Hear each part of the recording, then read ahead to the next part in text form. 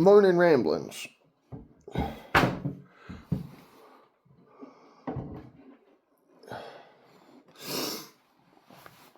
Why, Jim? Why?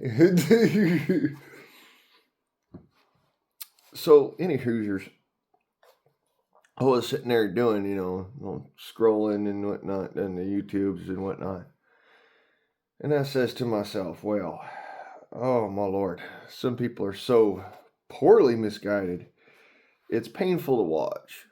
It's painful to see. And why is that the case? Well, some folks who seem to think that playing on my heartstrings is going to sit there and change my mind about eating meat.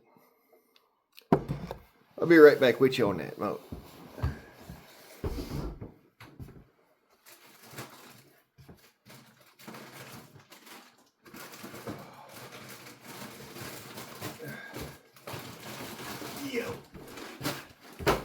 Now, if you are sensitive to the idea of eating meat, look away. Right now. This is what you are sitting there says, well, because I like their cute little faces, this is wrong. Because I like the fact that they got some sort of fucking consciousness to them, this is wrong. I'm so butthurt about animals that we have been farming for over 10,000 years, and this is their only lot in life, that this is wrong. That's literal bacon. Now,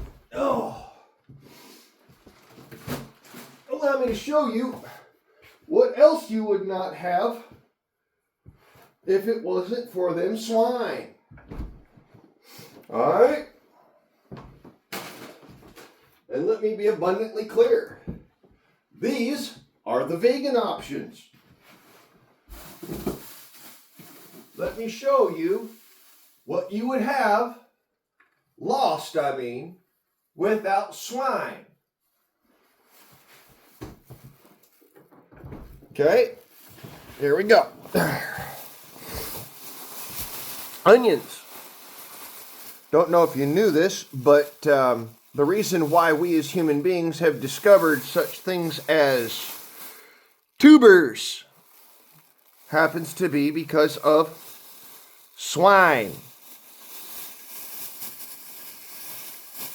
Particularly. If y'all didn't know that, you know it now. You know what else? There's another tuber, believe it or don't, or bulb fruit, that without swine, we would never know about. Garlic. So you'd have no flavor for your vegan foods without swine. You want to know something else that we would never know about if it wasn't for the fact that we're meat eaters? You know what this is? Why? This right here, this is the one thing that actually makes the whole damn bit of your vegan food so tasty. Peppers. You know that we wouldn't know about peppers if it wasn't for birds? Because they're the only creatures other than humans that eat peppers. And because we hunt birds, we also pay attention to what they eat.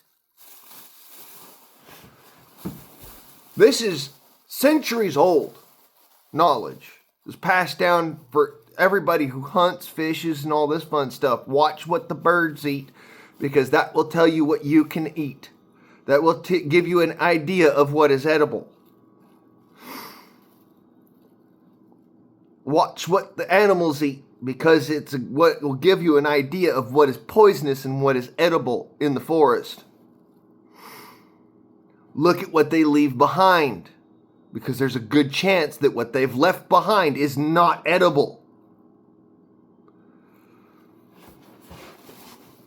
This is why we know about things like garlic, things like peppers, things like onions, because swine are, what is it called? Ruminants. They're also trufflers. So ruminants and trufflers, they eat, they vomit it back up, and then they eat it again. That's a ruminant.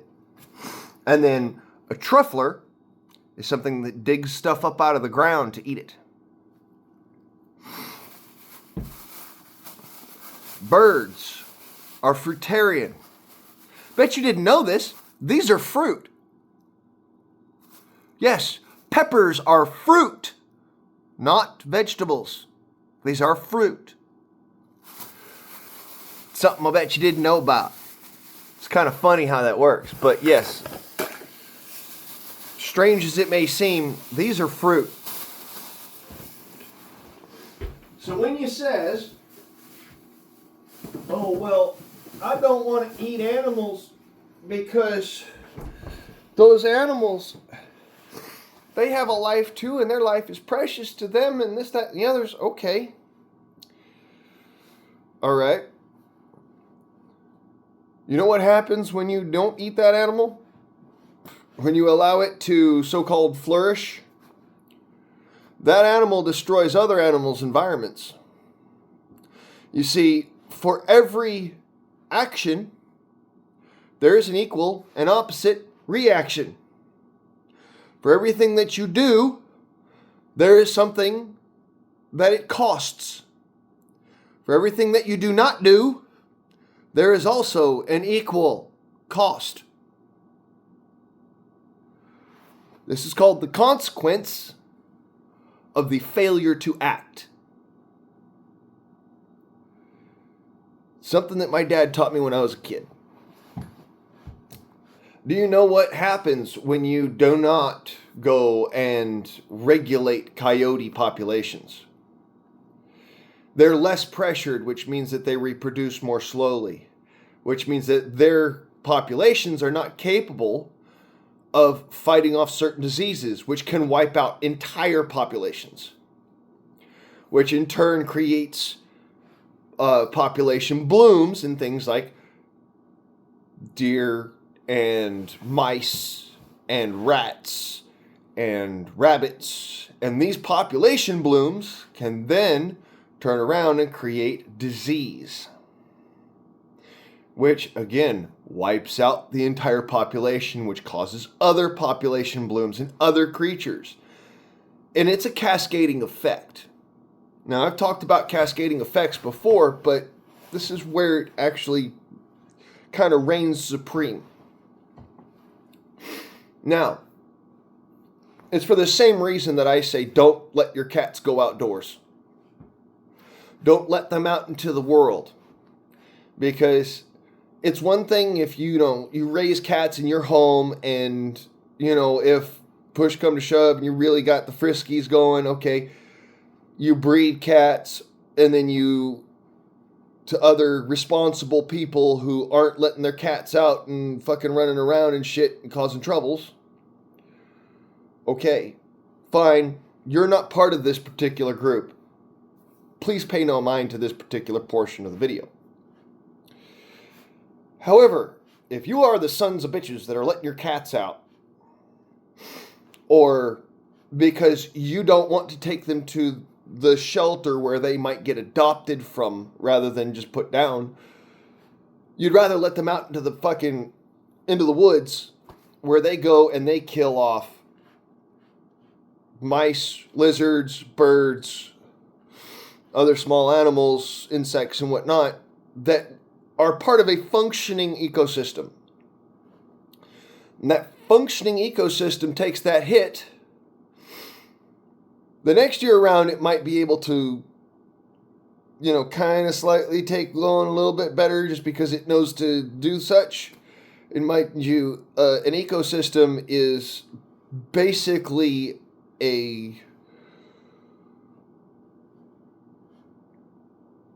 what's called a complicated mass organism.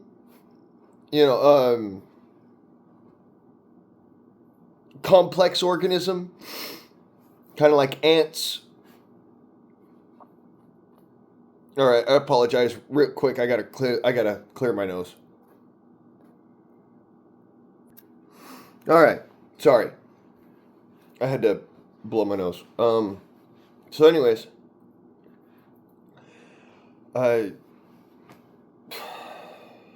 complex organisms.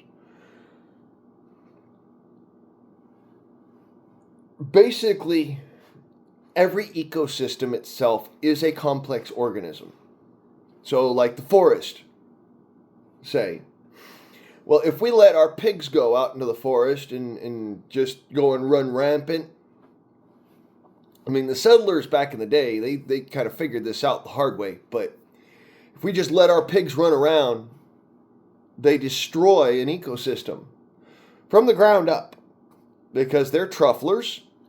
They dig underneath the ground and they eat earthworms, they eat truffles, they eat mushrooms, they eat roots, they eat bulbs, they eat all form of underground animals. Okay? So they destroy an ecosystem from the ground. Because those animals are lacking and missing in that area, now that destroys the underground ecosystem to the point where it starts killing off the above ground ecosystem. Because where it's affected below the dirt, it can be affected above the dirt because of the fact that the roots are the heart of the tree. You know, the bulbs are the heart of the flower, and so on and so on. So let's just go ahead and dive into this real quick. Say, you know, there's a herd of pigs that gets out and whatnot, and all that they're doing is they go through and they truffle an area, okay? Normally this wouldn't be an issue in certain places where there's natural predators for those pigs. However, pigs are very violent creatures, and they will eat anything, including you. Just in case you were wondering, while you might think that they're all so cute and so happy and lovely, they look at you as possible food. So, anyways, I digressed. These animals go through, they truffle an area out. The soil dies because of two reasons. One, for being tilled to the point where, you know, it hasn't been recompacted and, you know, allowed to heal. So that scar is still there, open to the air, and that scar that's open to the air then deletes all of that animal life within that scar. Then, because we've deleted the animal life, the macors will die. The macors will then turn around because they're dead. There's no moisture and oxygen getting to the roots of the trees, so the trees fail. When the trees fail, the canopy's gone. Now grasses take over. These grasses are the land trying to heal itself. However, because grasslands are much more easily burnt, wildfires become rampant. When those wildfires come through and destroy the area, now you've killed off the macors and your grassroots. So now we have land erosion. And this land erosion blocks up waterways. That kills critters like fish and beavers and anything that wants to drink from that water, yourself included. Toxifies land because when you have land erosion, toxic minerals end up flowing downstream and they end up getting into the ground in those areas downstream, which are other areas for plant plots and whatnot. Those toxic minerals then get reintroduced into the dietary stream, especially for people who are vegan, because they eat the plants that are grown in this toxic mineral soup. Those who are meat eaters have less effect because you source meat from many different areas, not just from the one zone. Anyways, we're going to go ahead and move forwards with this into the perpetuation of the problem. We'll give it 40 years difference. I don't know about you, but I know how quickly swine reproduce. All right? For every 100 swine, they can have 1,000 piglets in 1 year. That is 100 swine breeding age. 1,000 piglets a year. And that's conservative, mind you. Those are the piglets that survived. That's not the piglets that got ate by some other critter because they was too small to defend themselves. That's the piglets that survived. Mind you, that's 10 piglets per pig.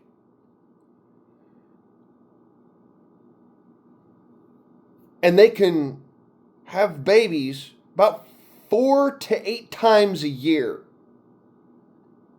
They breed more than rabbits. How might I know this? Well, I have had rabbits in my life. I've also studied pigs because I enjoy bacon.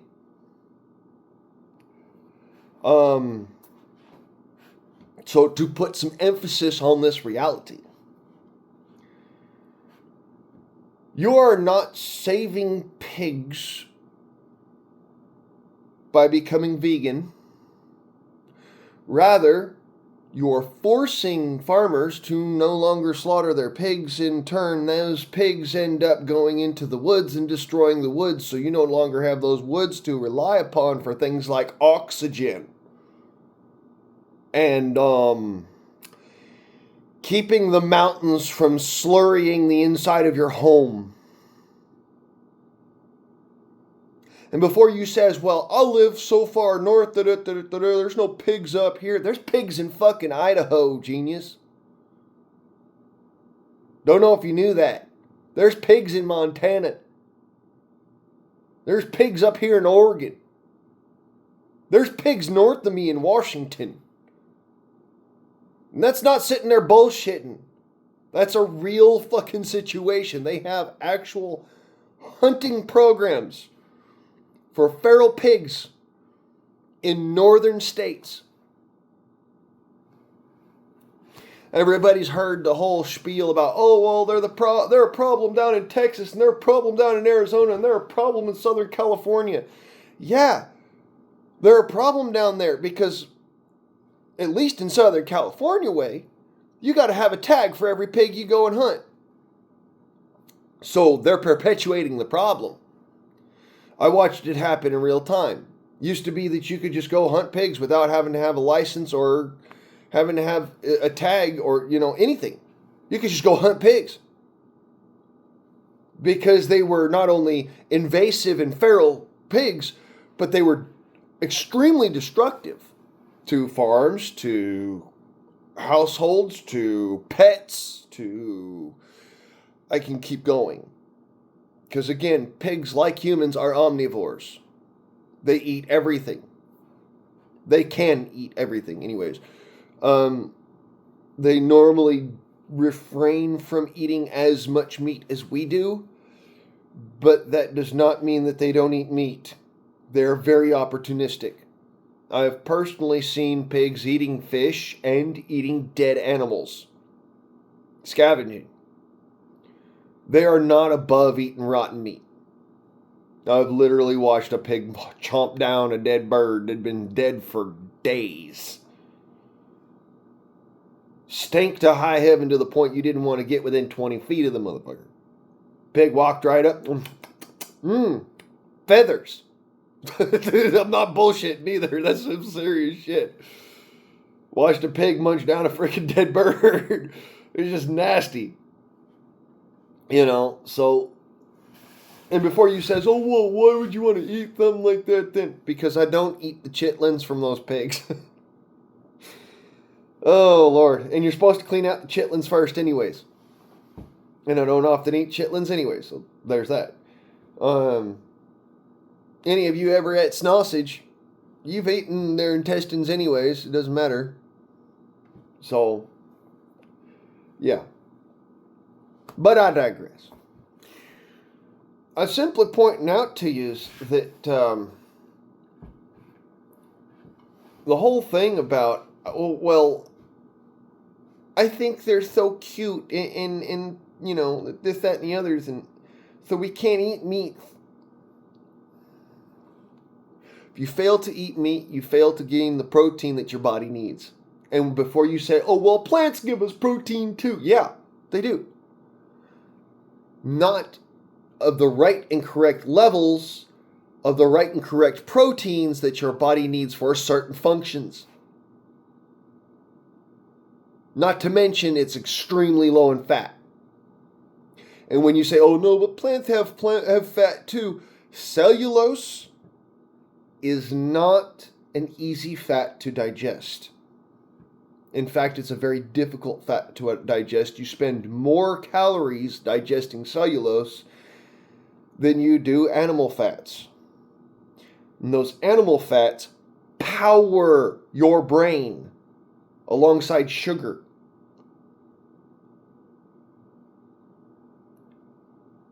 It quite literally is food for thought.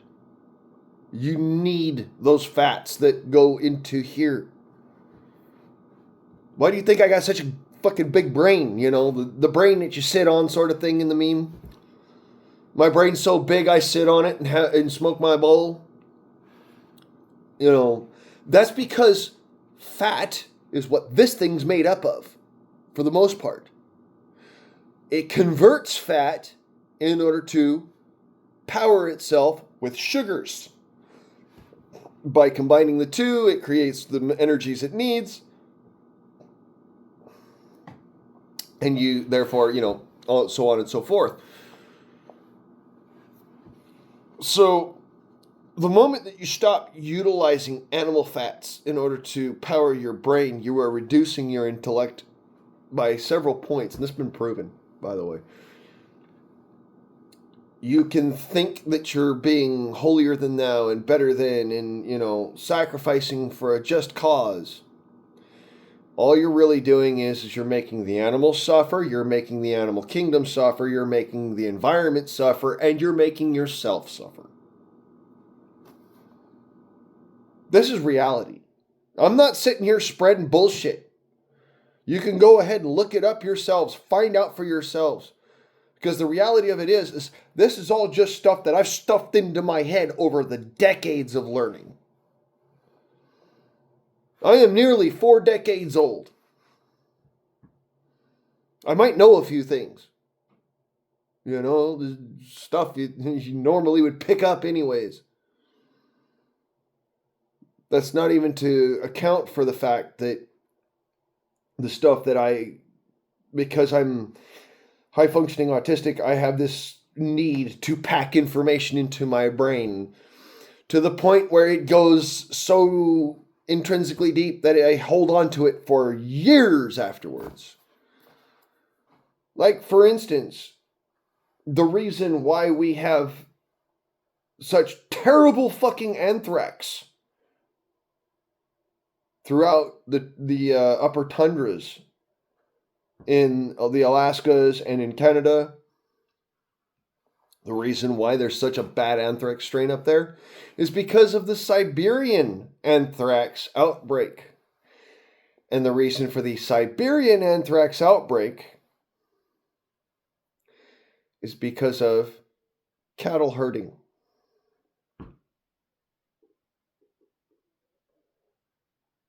Right? The reason why we were herding cattle in Siberia is because human politics. Everything that we do as humans affects the world around us. Everything that we try to go and say, oh, well, this is righteous, inevitably bites us in the ass. This isn't speculation. This is cause and effect. Quite literally. Direct linear progression.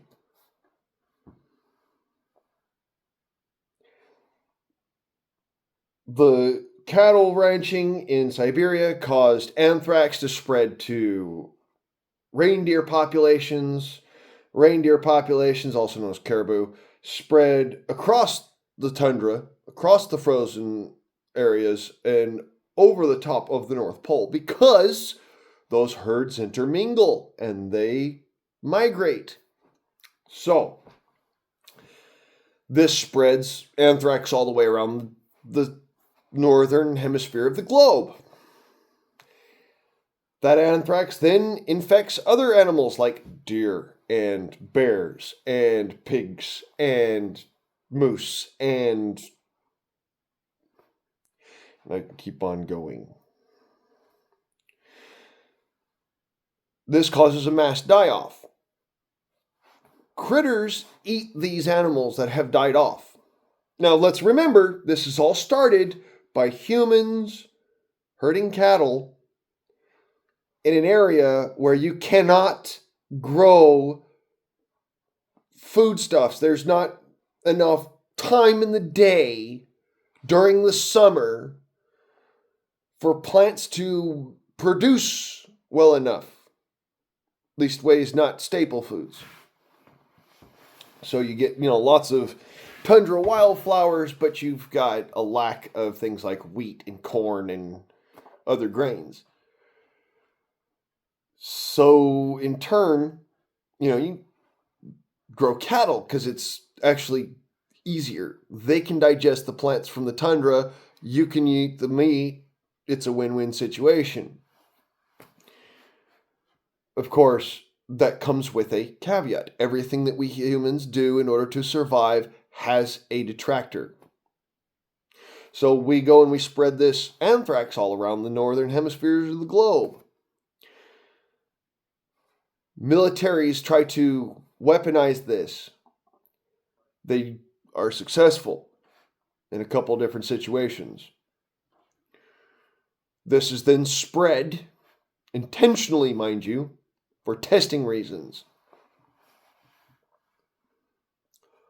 creating a biohazard for decades afterwards, maybe even millennia.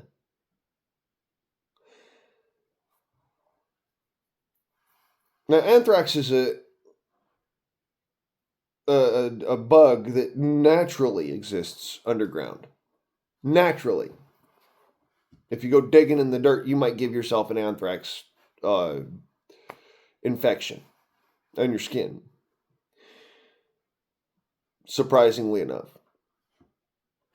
That doesn't mean that, the strains that I was talking about just a second ago, that humans weaponized, are natural. Those are not natural. Just like, again, with the swine. Swine are not a natural animal. They are man-made, man-molded. Their original cast of creature would have been more akin to something like a bear or a dog. At least the ways in the way it ate, the way it had a societal function. If you look at feral pigs now, and the reason why I call them feral is because there's no such thing as a wild pig anymore.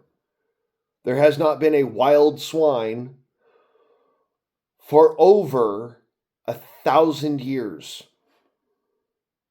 For well over 1,000 years. There's no such thing as wild swine. This is because humans have manipulated the swine lineage so much that even wild populations that intermingled with the feral populations have been manipulated to the point where they are no longer a wild population entirely. There is no pure-blood wild swine. There has not been for at least 1,000 years. Where do the swine come from? Well, that would be just right around the Middle East. Funny enough.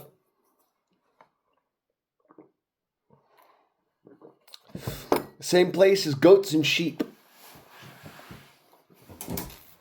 Now, why is it that it's so important to me? Why do I mention any of this in the same breath as being so sick and tired of vegans and their self-righteous, my shit don't stink fucking tirade? Well, because this is all to point out that veganism, which is a modern phenomenon, is wholly unhealthy for the human body. Whereas omnivorism, which is our evolved diet as human beings, was evolved over tens of thousands of millions of years. We are not fruitarian. We are not vegan. We are not vegetarian. We are not herbivores. We are not freaking carnivores. We are omnivores, which means you eat a little bit of this and a little bit of that, and you mix all of it together to make it so that you have a proper dietary intake. Your digestive tract is not made for solely eating plants. You are not a horse. You do not have 9 stomachs. You are not a ruminant. I don't know why this is so difficult to conceptualize. You need meat proteins. If you fail to gain those meat proteins, your body will lack to a point where you become dangerously sick. Whether by lacking a nutrition of vitamins or minerals, proteins or fats, or carbohydrates or sugars, or we can go on and on and on and on. These are all the things that your body needs. There's a reason why cats cannot eat vegetables. It makes them sick. They only utilize vegetation in order to push garbage out of their butthole. They can't digest plants. I know everybody sits there and says, well, my cat eats my freaking house plants all the time. That's because your cat needs fiber in its diet just to push shit out. That's it. They are what's called, I forget the actual term at this point because I'm so frustrated.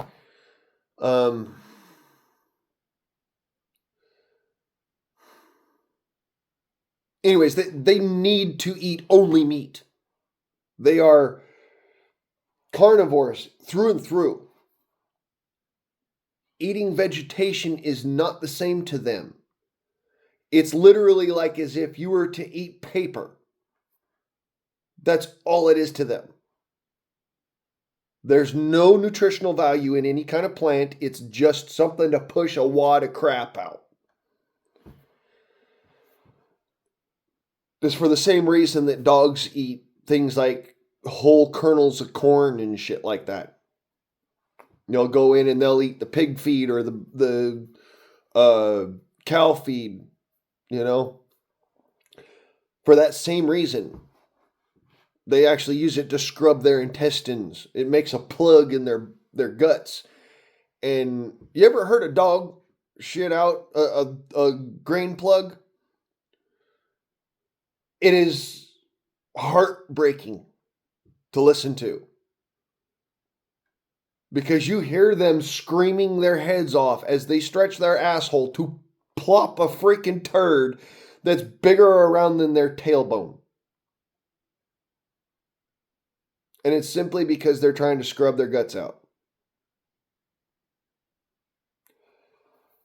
I personally don't let my dog do that very often. I think it's terrible for his digestive tract, but still, every now and then he does, and I can't stop him on that. He'll eat chicken feed to do it. I'm not joking either. That's real observation.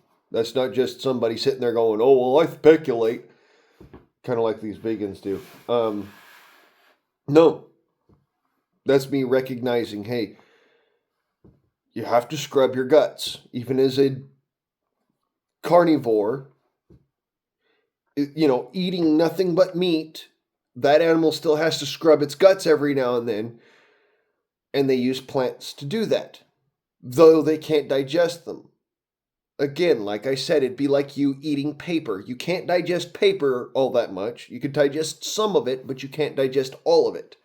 And that fiber that you cannot digest gets pushed out the other end. Because in all reality, your mouth is one continuous hole all the way to your bunghole, which makes you a very complicated donut. Anyways, as I was pointing out, there's a reason why we humans drink coffee and other laxatives, other diuretics. You might not know this, but there's a good actual reason behind it. It's for getting rid of parasites and cleansing your intestines. Because that's what your digestive tract is made to do. We are evolved over a long period of time in order to do these things. And even the super Christians that sit there and go, "Oh no, God created us," and oh da da da da. Look, even those insane people will admit bacon tastes good. Beef actually builds muscle. Chicken is one of the approved meals in the Talmud. And deer hunting is actually something commended by God. That's in the fucking Bible. You may only eat of the ungulate ruminants of the cloven hoof, except for the swine, who are not ruminant, though they are ungulate.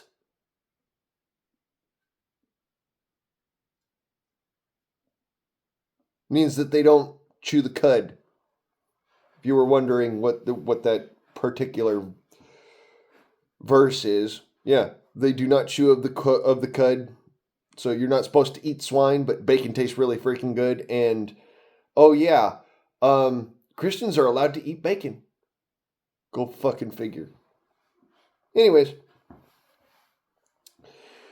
so when I sit there and I says, the whole veganism BS, the whole line of, well, you need to go vegan because it's so much better for people and so much better for the animals. No, it's actually destructive to the environment, which is now evolved alongside us. We humans have manipulated this planet just enough to where the environment is responding to us and our population. Dogs are part of humanity. Cats are part of humanity. Cows are part of humanity. Chickens are part of humanity. Ducks and geese and pigs and peafowl, and I can go on for days. Many different animal species are part of humanity. They are part of our ecosystem that we've created on this planet. It has evolved alongside us.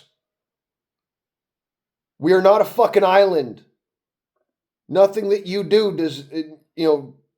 refuses to affect what's around you. And by sitting there and saying, well, I'm just not going to eat meat because, these critters deserve to.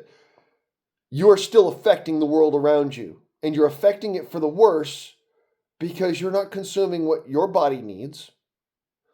On top of that, you're refusing to allow others to consume because of your personal pride. And when you will refuse to allow others to consume, that animal now becomes an entity of its own to itself. That animal turns around and utilizes that autonomy to destroy because it no longer has a purpose. An animal that has no purpose refuses to continue except to destroy. We see this all the time with our species. I'll be fair and honest. Antifa, that's quite literally our species refusing to realize that they have no fucking purpose. That's a bunch of fucking kids realizing they have no purpose, and instead of going and finding a new purpose, they're doing what is natural to all things that are living, and that is to destroy the world around them, to destroy their environment, because if they have no purpose, then the environment itself becomes, I'll say, not enough to sustain. And since there's not enough to sustain, then that's a self-correcting system, just like all ecosystems are self-correcting systems. Just like the climate is its own self-correcting system, our species is going to self-correct. Those who are useless in society will end up destroying our society. Those who are useless in their ways are going to end up destroying the rest of us. We will be our own extinction because of people like that. Not because of nuclear weapons or biological weapons or gas or, worldwide warfare. That's not going to be what destroys us as a species. It's what people call the useless eaters. Oh, fucking goddamn pain in the ass. It's what people call the useless eaters. The individuals who have no purpose and would rather go out and destroy the world that they live in because they find no purpose for themselves, rather than trying to obtain new purpose. Now, mind you, this is something that our species has actually gotten really good at, obtaining new purpose.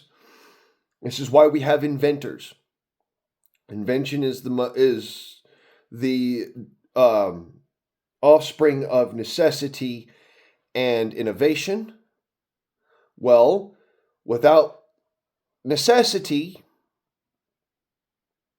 innovation is just simply building a better mousetrap. Without innovation, necessity is a death sentence.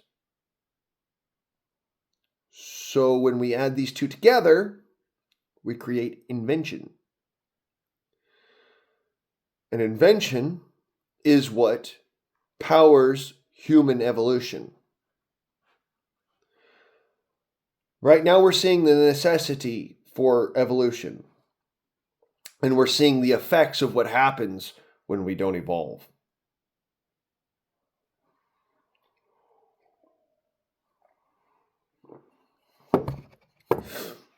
Even feral pigs evolve. Even feral deer, feral horses, feral cows, feral chickens evolve. Okay? Feral cats and dogs evolve. Over the past 25 years, I have watched as certain populations of wild dogs have evolved into something else. Over the past 25 years, I have watched as feral pigs became a problem. Not just were known about and whatever. No, became a problem. And when I say a problem, I mean a hazard to human communities across the board. Physically fucking dangerous to human beings. We are the top tier predator on this planet. We are a super predator species, and yet pigs are a danger to us because we are not eating them. Mind-blowing, I know. But it's true.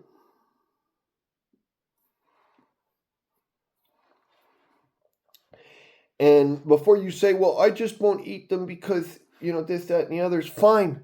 I don't care if you eat pig or not. I don't care if you eat chicken or fish or cow or deer. I don't care. I don't care if the only freaking meat protein that you get is from fucking eggs. I don't care if you literally only eat plants. You rely on animals in order to eat. I don't care what you eat. Because every human being must eat something. Even if all you do is drink fucking orange juice from the day you're born till the day you die. Don't know how the fuck you're going to survive on that, but I'll just, it's a kind of a bear with me situation. You are reliant on an animal in order for that plant to create those oranges. You are killing off hundreds of plant babies to have your orange juice. And then on top of all this, you are wholesomely reliant on dying animals for those oranges. That's just oranges. That's not soybeans. That's not your fucking lettuce. That's not your damn vegetables. That's not your fruits. That's just oranges. Rats have to die in order to keep your oranges safe and not have them completely destroyed by rats overwhelming the trees. Bees have to pollinate the flowers. You are reliant on an animal which is also agriculturally raised and invasive to this continent. In fact, citrus trees themselves are actually native to the Americas. Oranges, tangerines, those are native to the Americas. Lemons and limes, those are native to the East Indies. The East Indies. These things are kind of important to know. To sit there and say, wait a minute, lemons and limes are invasive in the United States. Oranges are invasive in Europe and in India. And funny enough, they're both invasive in Australia. Mind-blowing, isn't it? How these things that are necessary for human beings, they're invasive in almost everywhere we've gone. Like almonds. Almonds and apricots and peaches. Yeah, peaches. Peaches are fucking invasive everywhere. Except in Georgia, where they're actually native. Peach trees are native to Georgia. Apricot trees, funny enough, native to Virginia. Not native to the Middle East, native to Virginia. Almonds are native to the Middle East. These are all stone fruits. Cherries. The American strain cherries, black cherry, and red gem cherry, are native to North America. Funny enough, Japan has no native cherry trees. None. They have plum trees. Plums are native to Japan. You don't realize it until you recognize the history and you've learned your history about these things. It's important. You know, I've heard the whole thing about, oh, well, they used to make philosophies on cherry blossoms. Wrong. That was on plum blossoms, not cherry blossoms. Cherry blossoms did not become a thing until 1948, when the first cherry trees were taken from the United States to Japan. It's actually fucking real. I don't know why this is so hard to conceptualize, but hey, what can I say? Human beings have created the environment which we now call Earth. We created the entire ecosystem around this entire planet. We permeated our own culture, our own society, and our own ecological pressures to every corner of this globe. To sit there and say, I won't eat animals because, you know, they're cute faces. They evolved those cute faces specifically because of that reason. I don't know why you don't understand that or know that.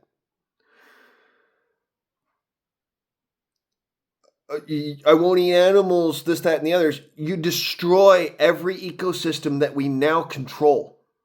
Because if you won't kill rats in order to control their population, the rats destroy. If you won't kill pigs in order to eat bacon and control their population, the pigs destroy. California, I'm looking at you if you motherfuckers didn't realize already. But yeah, there's a reason why down in California they have blue pigs.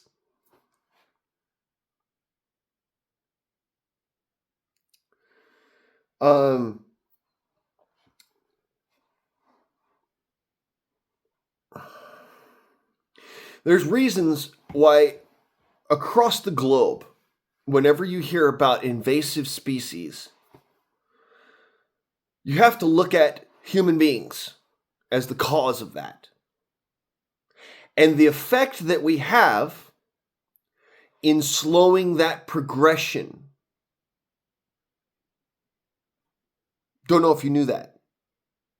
We're the reason why carp, you know, the Asian carp, have not destroyed the Great Lakes.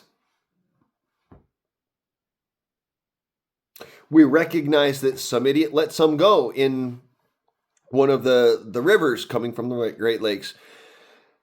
And luckily enough, we caught it in time and made, you know, we put into place certain stoppages and things that stop those situations. That doesn't mean that, you know, the Great Lakes are safe. That just means that we stopped one select set of creatures from doing extreme horrible damage by being what we are. Okay? So to sit there and say, well, I refuse to be what I am because I think it's cute. The only people that you're harming is yourself and those that you love. I want to make that abundantly clear. Do you know that all down the Mississippi, there used to be lake trout? You know what's not in the Mississippi anymore? lake trout.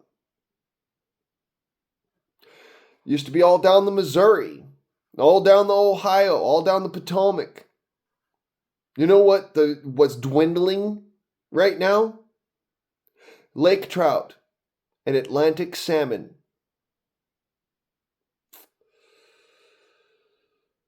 Why is that?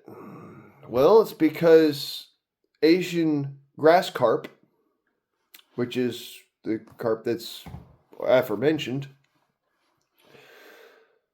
they eat other fish eggs, just like all fish do, but when it comes down to salmonids normally don't generate as many eggs as other critters do. Now, North America has a way of dealing with that. Salmonids normally reproduce at a certain point in the year, and then, what do they call them? Ocelots, bass, bluegill, other sunfish, ocelots reproduce at a different point in the year. So they never overlap. And they control each other's numbers. You know what overlaps with lake trout and ocelots? You know what overlaps with both of their breeding cycles? Carp. So now you know why that's a problem. Carp will kill anything that is not their babies during their breeding cycle. Just like salmonids will eat anything that is not their specific strain, their genetics during their breeding cycle. Any loose eggs, anything out in the water floating around, all of that, fair game. Ocelots, same way. They will eat any eggs that are not theirs floating around in the water. Any eggs that are not theirs attached to grasses. Any eggs that are not theirs attached to the gravel. Any eggs that are not theirs in the sand. And they will chase off animals from their nests. So, there's that. And we're talking all different species of fish do this. All different species of frogs do this. And when we introduce animals to a specific area, we reduce the natural animals that were already there, already had their schedules up to snuff, and already created their own particular self-perpetuating cycle. That's what I am against. That's why I have such a problem with veganism. Because we do not allow ourselves to regulate the cycles. We do not allow ourselves to be part of nature when all we do is eat plants like a bunch of mindless idiots. If you do not eat fat, you cannot make your own decisions. Because your brain does not have enough capacity and brain power to understand and encompass all the knowledge necessary to make those decisions appropriately. If we got rid of the internet tomorrow, if we got rid of supermarkets tomorrow and everything just went back to the Stone Age, I guarantee you not a single vegan would be left alive. Guaranteed. Most meat eaters would also be dead. You know who wouldn't be? The survivalists, the omnivores, the people who recognize reality for what it is. They would go out there and they would hunt and fish and gather and understand the cycles of the seasons and be able to utilize everything to its proper advantage. Rebuilding society slowly, because that's what's going to end up happening anyways. We're going to rebuild society. We're going to rebuild humanity. It's just a matter of time. This is every single societal collapse throughout the history of mankind. It has been pushed forwards. into perpetuating itself. History doesn't repeat itself, but it often rhymes, correct? Well, this is the repetition that everyone's talking about.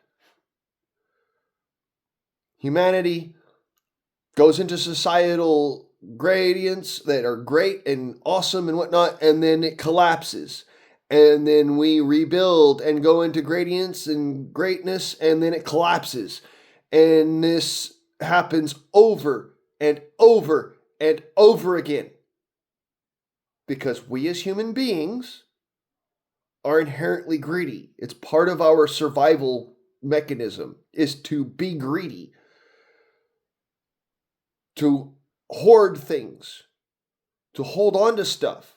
Because over the winter, we needed to actually hold on to foodstuffs. We had to be greedy. We had to be mean to little tiny critters because there was not a profusion of food. And so we ended up having to kill those little critters in order to protect our food supply. This is why you hate rats. I mean, good Lord, I could go on for days with just the knowledge I understand of how everybody's got shit wrong. I can. Because of all the BS that is spread lately. We are on the cusp of societal collapse. And we've been there for the last 25 years. Now, mind you, normally it takes 150 to 200 years for societal collapse. When the society doesn't know that it's collapsing. When it knows it's collapsing, there's a good possibility of rebound. This is why I'm trying to push all of this. You have to understand exactly what the problems are so you can create the solutions. It's the same thing in the mental health industry. It's the same thing here in actual nature. You have to recognize the problem in order to create the solution. The problem is thinking that, well, because of my feels, we can't be killing animals. We can't be the predators that we were evolved to be. We can't do all of this stuff that is supposed to be done and actually keeps, ecology in check. Rather than completely devolving and destroying itself because we are so ingrained in the necessities involved in the way ecology works now. We have to actually keep it running, but according to the vegans, we need to stop. We need to not be part of. We need to take all of our efforts away from all of that and just let it destroy itself. Which in turn is actually worse. When human society collapses, you can watch this every time, there is a massive extinction that happens alongside that. There's the Uruk, there is the European bison, there is the the Zangtar, which is down in Africa, or supposed to have been in Africa. There's the onyx, or the oryx, sorry, in Africa. There is the what is that called? I can't remember.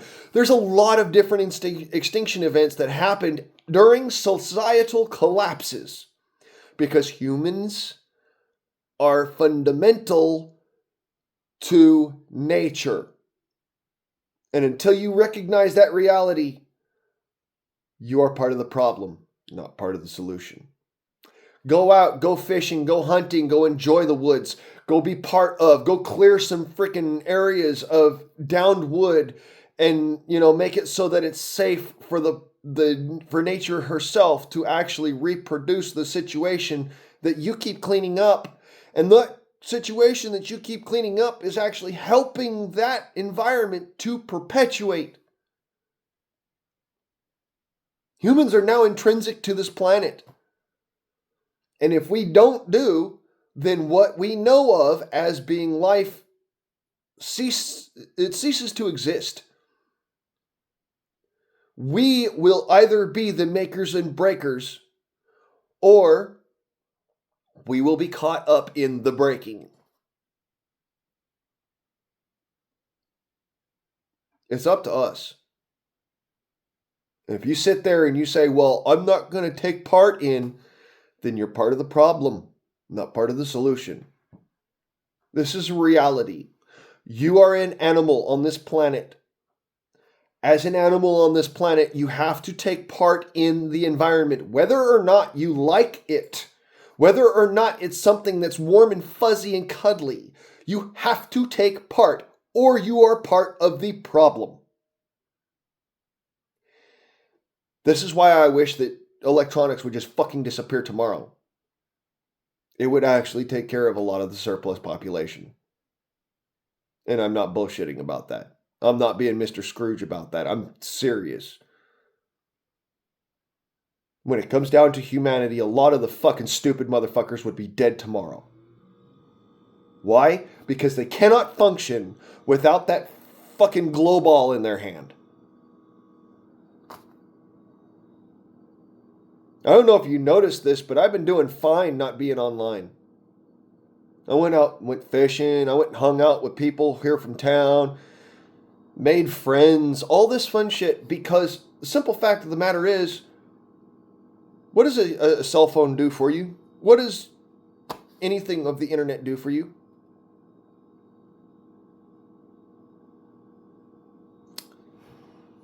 Food for thought.